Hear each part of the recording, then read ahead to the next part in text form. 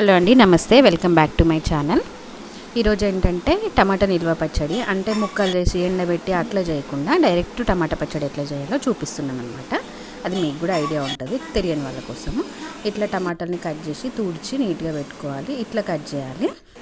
అయితే తర్వాత స్టవ్ పైన మందంది పెట్టుకోవాలి గిన్నె. నేను కుక్కర్ ఉండనమాట నా దగ్గర, లావుది, అది పెట్టుకున్నాను. తర్వాత టమాటాలని ఒక పెద్ద నిమ్మకాయ సైజ్ అంత నిమ్మకాయ వేసి ఉడికించుకోవాలి. అంటే ఒక 40 మినిట్స్ పట్టింది. సిమ్లోనే ఉడికించుకోవాలి. వాటర్ అంతా పోయే వరకు ఉడికించాలి. పిడిలో కొంచెం ఆయిల్ యాడ్ చేసిన, నేను పల్లి నూనెనే వాడుతున్నానండి పచ్చడికి, ఎక్కువ రోజులు నిల్వ ఉంటుందని.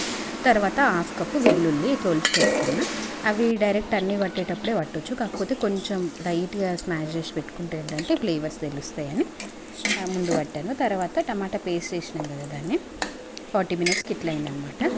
అది వేసి తర్వాత 2 టేబుల్ స్పూన్స్ ఆవపిండి వేసిన, 1 టీ స్పూన్ మెంతిపిండి, తర్వాత half cup salt, 1 teaspoon పసుపు యాడ్ చేసిన. తర్వాత 1 కప్పు కారం పొడి, అది ఇంట్లోదే కారం పొడి అండి, పెట్టి మిక్సీ పట్టినమాట. పట్టిన తర్వాత ఇట్లా అయింది.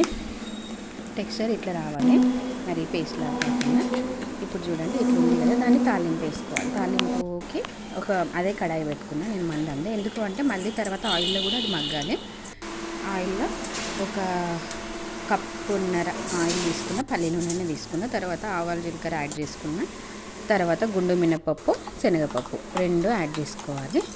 చేసుకున్న తర్వాత అది మగ్గిన తర్వాత కరివేపాకు యాడ్ చేసుకున్న తర్వాత ఆ పేస్ట్ ఉంది కదా, మనం మిక్సీ పట్టిన పేస్ట్, అది వేసేసుకోవాలి. వేసిన తర్వాత ఒక 15 to 20 మినిట్స్ కంటిన్యూగా సిమ్లో మగ్గించాలి. అట్లయితేనే పచ్చడి పాడవకుండా ఉంటుంది. మనం వేసి తీసినాము అని అంటే పాడవుతుంది.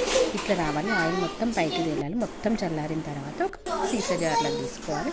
నేను టేస్ట్ కోసం కొంచెం నాకు చూద్దా, చాలా బాగుంది, అసలు ఏం తక్కువ కాలేదు. Thank you for watching.